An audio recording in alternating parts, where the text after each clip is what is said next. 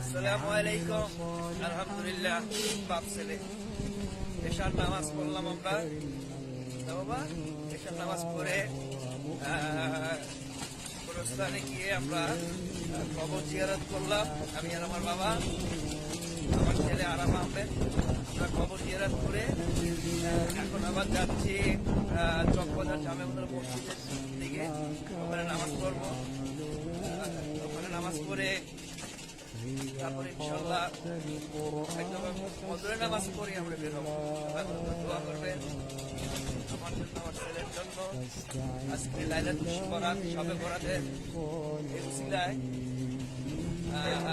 করে জানি আমার বোন, বাবা, বড় ভাই এবং আমার বোনকে সহ সকল ময়মুরুবী আত্মীয় স্বজন যারা খবরের সাহিত্য আছে মারা গিয়েছে, আল্লাহ পাক যদি তাদের জান্নাতুল ফেরদাউস নসিব করে, তাদের বেহেশত নসিব করে, কবরের সকল আযাব মাফ করে দেয়, এই আশা ব্যক্ত করে আসসালামু আলাইকুম। সবাই আজকে নামাজ নফল ইবাদত করলে চলবে না, ফরজ ইবাদত আগে, আমাদের ফরজ নামাজ আগে পড়তে হবে